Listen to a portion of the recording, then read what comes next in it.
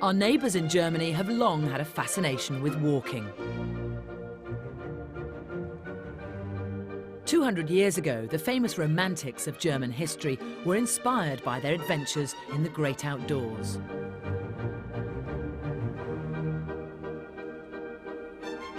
So today, I'm here to walk in the footsteps of painters, writers and musicians, to explore the country and a cultural movement that encouraged walking for pleasure.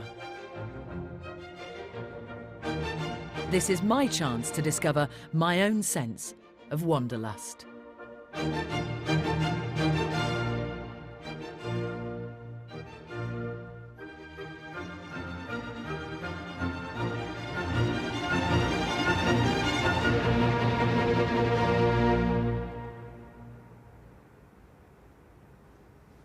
Hello and welcome to the banks of the Rhine. It's a river and a region that encapsulates so many classic images of Germany. And it's the perfect place to start a walking tour of a country that has a history with hiking to rival any in the world. Wanderlust is a term that you hear quite a lot of. Originally, it's a German word and it refers to a deep and almost spiritual love of walking. Of course, over the years, it's become misused. And funnily enough, we tend to use it more than the Germans. But this series aims to explore that deep, passionate German love of walking. Over the next 4 programmes, I'll be journeying to all corners of this country, to rivers, coasts, mountains and gorges. Taking the time to explore some very different landscapes and learn about the artistic and creative characters of the past who fell in love with the country's natural beauty and inspired a love of walking.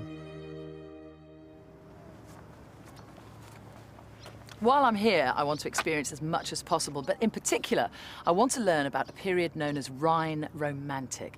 Sounds like some sort of ghastly soap opera, doesn't it? But in fact, it was a movement that transformed this place from a transport link and from a borderline into a place of wondrous beauty and legend.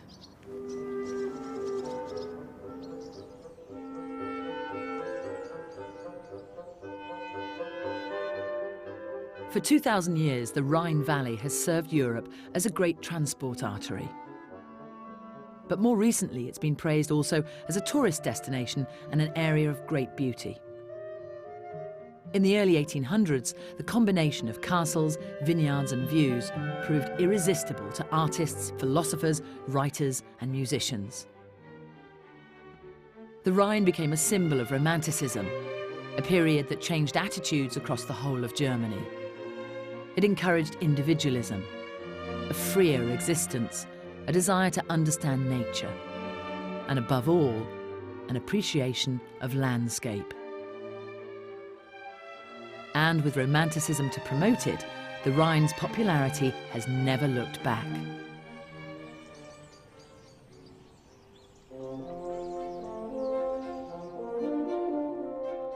Running parallel to the French border, the Rhine stretches north from the Alps all the way to Europe's largest port at Rotterdam.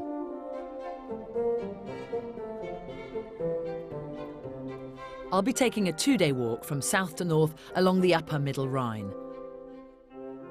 The route takes me past medieval villages, through the country's greatest vineyards and an ever-deepening valley, to a finish at the very romantic Lorelei Rock.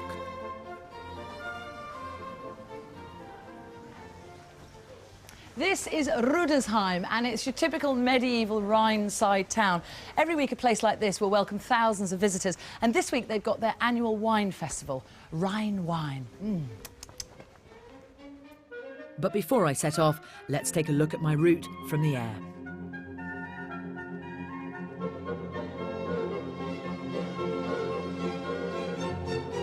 Leaving Rüdesheim, my walk starts with an immediate climb up onto the wooded plateau that overlooks the first big bend in the river. On the other side, I descend to the village of Assmannshausen and beyond through the many terraces of the local vineyards. This is the start of the upper Middle Rhine Valley, a clear channel used by ships, trains and cars. At the end of day one, my walk high along the west bank reaches the town of Loch, the ideal place to sit back and enjoy the warm evening sun. Day two and the river valley gets deeper. My walk takes me through forest until I reach the most distinctive of all Rhine castles, the 700-year-old Pfalz-Grafenstein. And from the adjacent village of Kaub, I'll be taking my walk across the river as I hop on a ferry downstream to the famous medieval town of Oberwesel. This walled citadel is a worthy centre of German Romanticism and the start of the final part of my walk. High above the deepest and most twisting section of the valley, I'll finish opposite a great cliff corner, the home of Lorelei, a mythical blonde maiden who's become the Rhine's greatest romantic legend.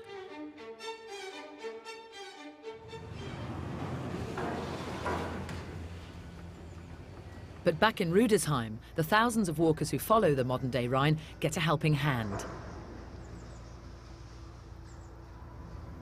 Centuries ago, this section of the Rhine was unnavigable, so Rüdesheim became a sort of a stop point where the cargo would get loaded off the boats and the ships and onto wagons. The next 20k of the journey would have been along rough track road. But for almost 1,000 years now, mankind has steadily taken control of this river. A basic shipping channel was dug out in the 11th century, confirming the river as a transport link, as well as a political border, and a famous agricultural area. I've never seen a vineyard from this angle before, and they look so pretty from up here. The symmetry is gorgeous.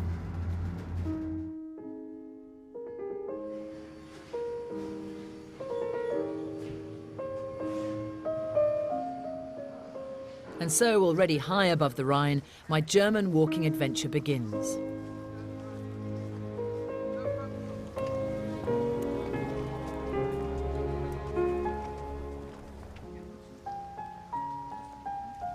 Here's your first little taster as to what it's like walking in Germany. There's a sign here pointing out the first port of call, which is 200 metres away, in case you get surprised by that. And look at all the information on here. Tourist information number that you can call, altitude, 291 metres. And this number here is a grid referencing number. Now that's precise, isn't it? I like it. At 291 metres, the vista is quite something. But so too is the viewpoint itself. This is the Nederwald monument, featuring the bronze figure of Germania, the symbol of the nation I've come to explore. So where better to find out about the importance of Romanticism to local history. Hi, Matthias. Hello, hello. Rubbish weather. Indeed, yeah. Good for the grapes, though. Yeah, that's good for the grapes. Now, listen, I need you to teach me a little bit about the Rhine Romantic movement. I know that it started more than 200 years ago, but how did it start? It started around 1800. It was unquiet times then. The double revolution, industrial revolution started, the French Revolution. People were upset and they tried to escape somewhere. They had new ideas. They tried to escape into nature, first of all. They discovered the origins of everything. And they tried to escape into history. And then they looked at the Rhine and they saw, wow, this is what we are looking for. This is nature. This is rough nature, wild nature. And this is history. It's all the ruins from the castles from the Middle Ages. And you've got a lot of castles. A lot of castles everywhere. So it was this escape to nature and this also escape to fantasy almost. That's the origins of the Romantic movement. And it was people coming from all over the world around here, traveling the Rhine. A lot of Brits as well. A lot of Brits as well. Lord Byron, for example, the famous William Turner, Mary Shelley.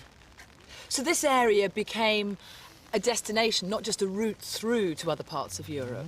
It used to be a road through before. When the Brits, for example, went to Italy, they didn't stop here. But now, with this different point of view, when the attitude towards landscape had changed, suddenly they discovered how nice it was here, and they stopped.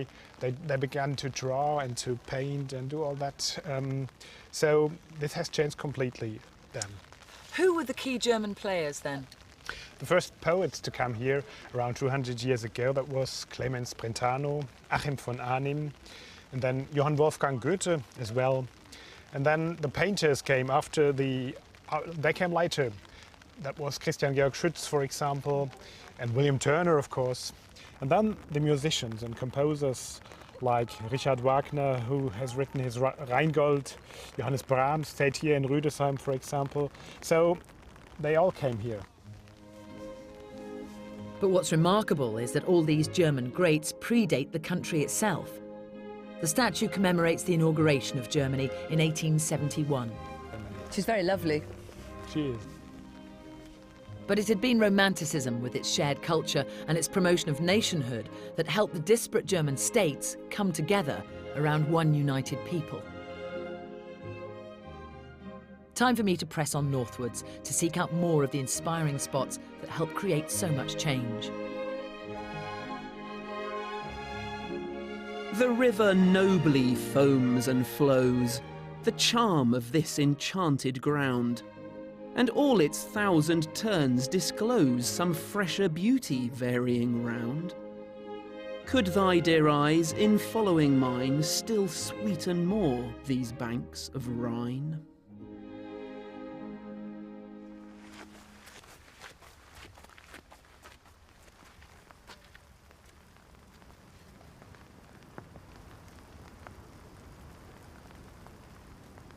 At this early stage of the walk, you get your first glimpse of two famous Rhine River castles. The ruins just down there are the ruins of Ehrenfels Castle, and that good-looking sort of watch-out tower on its own private island there.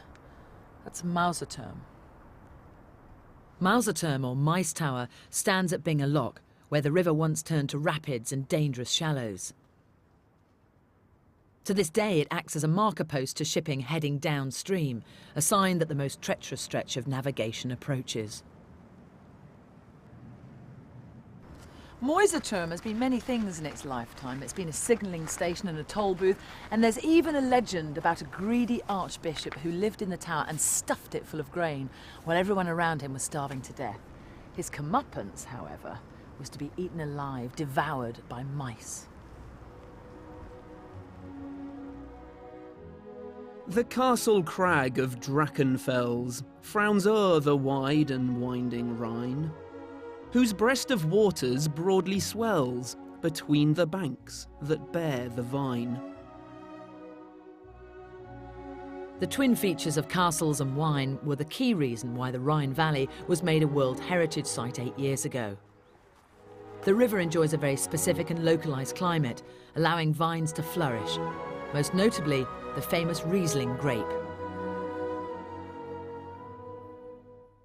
The small village of Assmannshausen is in the Rheingau area of wine production.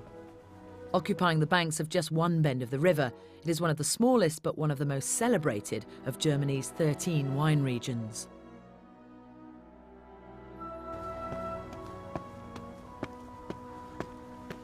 Oh, chairlift is long gone.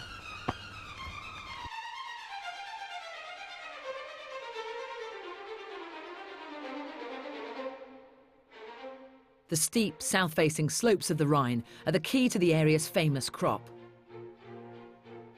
But since the 6th century, humans have tinkered with the land, creating terraces and paths to make their vines more accessible.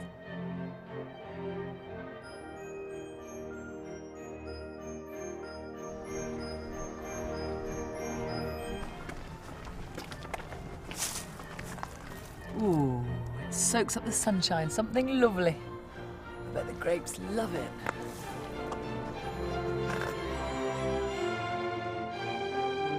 The vineyard terraces dominate many sections of the riverbank. The result is a distinctive tessellation.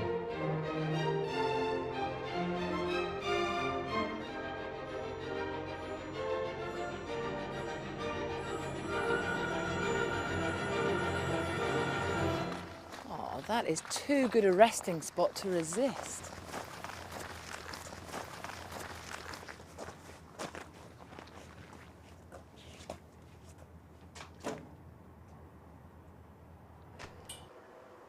This gazebo is perfectly positioned for a really good view of Burgrheinstein, my third castle. This stretch of the Rhine about 70 k's worth, has got more castles per square foot than anywhere in the world. I mean, we thought we were pretty good at castles in the UK, but I think we possibly need to revisit that. When you look at the map, at least another 1, 2, 3, within about 4 kilometres. The castles of the Rhine are a romantic's dream. 800 years ago, they were the strongholds of princes and bishops, the power brokers of the 300 small territories that made up modern Germany. They were known as robber barons. In the Middle Ages, they taxed and charged all who brought ships through their territory. But the age of gunpowder, Louis XIV and Napoleon left the majority of Rhine castles in ruins. Ruins that the romantics could celebrate or turn into the stuff of indulgent medieval fantasy.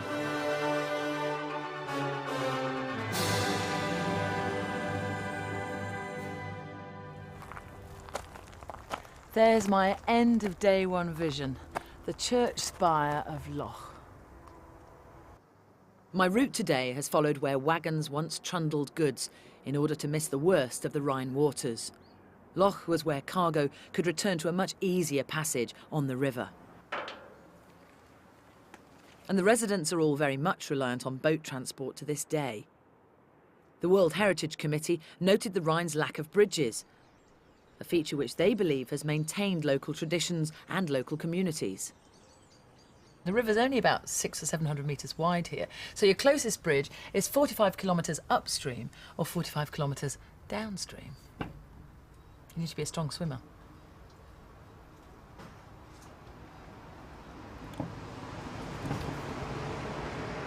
But of course, they do have the railway.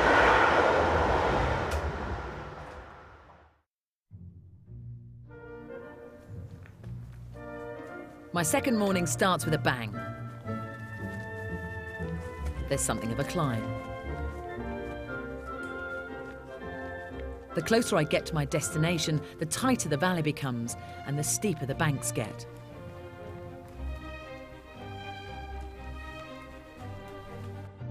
This is the longest stretch of uninterrupted forest on the route. If man left Germany untouched for 1,000 years, this is how it would look.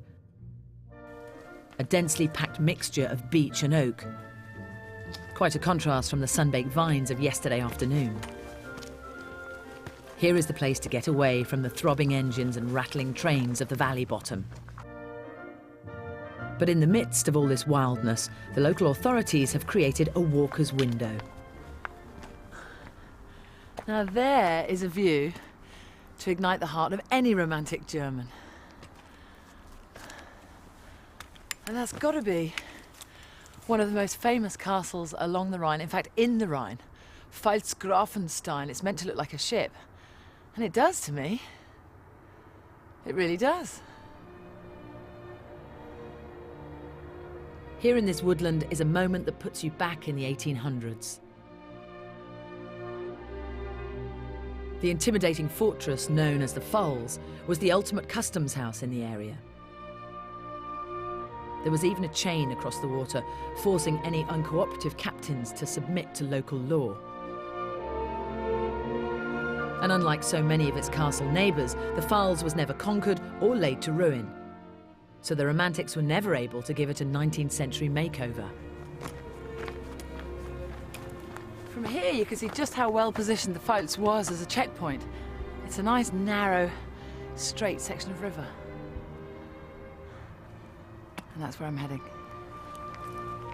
The famous fortress sits alongside the town of Kaub, a town made famous by the activities of one of Germany's greatest war heroes. In 1814, Gebhard Leberecht von Blücher used this narrow point to get 60,000 Prussian troops across the Rhine in pursuit of Napoleon.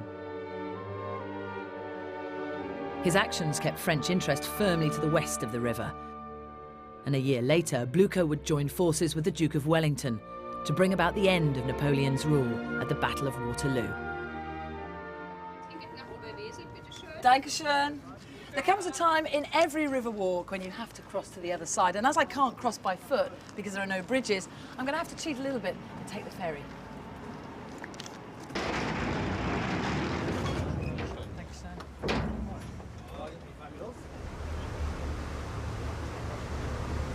Oberwesel, where we're heading 2,000 years ago, was a Roman camp because of its convenient positioning halfway between Mainz and Cologne. It was on the Romans' northern route, basically. The river crossing is a memorable feature in the midst of my walk. But it does stand out as an example of how the Rhine has changed in 200 years. River traffic and tourists now engulf the romance of this river. But like our poet and painting predecessors, a bit of imagination works wonders. Another castle. That one's called Schloss Schönberg. And we're nearly there. It's just a short hop on the ferry to the town known as the town of towers and wine. At one stage, this small town of 1,000 people had 22 defensive towers positioned around the walls, a clear sign of its medieval wealth as a customs centre. And in 2002, this was where the Rhine Valley was crowned as a World Heritage Site. Time to learn a little more about the town's proud and very romantic past. So what makes this tower different or special to all the other towers here? So it's the youngest tower of the town fortification, but it was not built as a defensive tower, it was built as a customs tower. Ah, so for the money. Yes, and they collected the money here. And every ship that passed the Rhine had to stop here. And of course it was very well positioned because the Rhine was much closer then. Yes, the Rhine was there where you see the railway line today. So it was next to the Rhine. It was built next to the Rhine. There was no escape, you had to pay. Yes, that's true. And you probably will like this tower very much because the changed. The Red Tower is now more usually called Haag's Tower, after Carl Haag, a painter who lived the romantic dream. Having spent most of his working life in England, Haag returned to his native Germany in 1865 and turned the Red Tower into his own tower, the perfect studio and a rather eye-catching riverside apartment. The defensive tower, but now it's a very nice, beautiful, Ornate. new Gothic tower. And you can see this wonderful door. And you see CH, that means Karl Haag. So it's restored by him. And does somebody still live there now? Yes, it's an apartment, and they sometimes show pictures there. How lovely, imagine living there. 16 of Oberwesel's towers are still firmly in place, and the walls once used for defence have now become the best platform from which to see the town. Some of the towers were colored white or red because they were not only built as a defensive tower, they were also built as a symbol of the importance of the town, that it was a rich town. So they wanted to show their wealth and their importance. So some of the towers and the walls were really ostentatious. It was to Yes. show wealth and credibility. That was it, yes. But no tour of Oberwesel is complete without a visit to the romantics' favourite hangout, otherwise known as the Golden Corkscrew, a pub. The origins of this town may be medieval, but it was Romanticism that gave it a worldwide reputation. William Turner's 1840 watercolour of this small town is now on display 4,000 miles away in Washington, D.C. But as Romanticism was in full flow, this humble pub was where a group of German intellectuals came to develop their brand of free thinking and national identity. So Birgit, who came to drink here? For example, Hofmann von Fallersleben. Say that again, say that again. Heinrich Hofmann von Fallersleben. That's easy for you to say. Yeah, for me, yes. Heinrich Hofmann von Fallersleben presented the song of the Germans for the first time, and the third stanza is our national anthem today. So the German national anthem was created in this pub? Yes, it was presented for the first time. They met here in 1843. That was the summer of Rhenish poets, they called it that way. The Song of the Germans was meant to promote unity between Bavaria, Prussia, Saxony and all like-minded kingdoms. The spirit of the German people took hold, with the single state formally created less than 30 years later. Well, I'd love to go and have a pint. good idea. But unfortunately no time. I've got to finish the end of my walk. How far to go, do you reckon? About 4 kilometers. OK, let's press on. Thank you, it's been so interesting.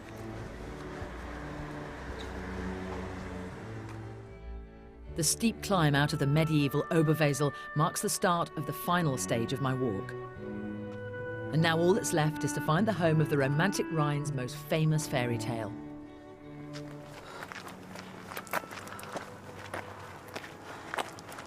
So this is the rear view of the Pfalz, that castle that looks like a ship. This morning I was standing way over there in the forest looking this way, which means that round that bend, that's the end of the walk. There's a lady combing her hair waiting for me. The legend of the Lorelei seems to belong more to ancient Greece than 19th century Germany. But for 150 years, all German school children have been told of Lorelei, the beautiful blonde maiden who inhabits the prominent cliff of the same name. Every romantic created their own version of the tale. Perhaps she was a siren who lured sailors to a rocky death with her singing. Or maybe she was a tragic, heartbroken figure who fell to her death from the cliff. The legend and the romance of Lorelei is certainly more important than a consistent story.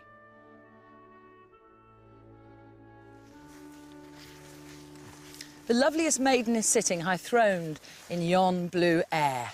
Her golden jewels are shining, she combs her golden hair. She combs with a comb that is golden and sings a weird refrain that steeps in a deadly enchantment the listener's ravished brain. That's what Mark Twain had to say about Lorelei in 1883. Shortly after that, she became the stuff of advertising campaigns. A maiden so beautiful, fair. Her jewels are glistening bright, she washes her gold shimmering hair. She washes it with Schwarzkopf's shampoo. As famous as Lorelei's hair, it cleans well and isn't expensive and gives the best possible care. Like most things along the Rhine, the story of Lorelei has been around a lot longer than 200 years. But the Romantics had a real talent for reimagining things that sparked their interest.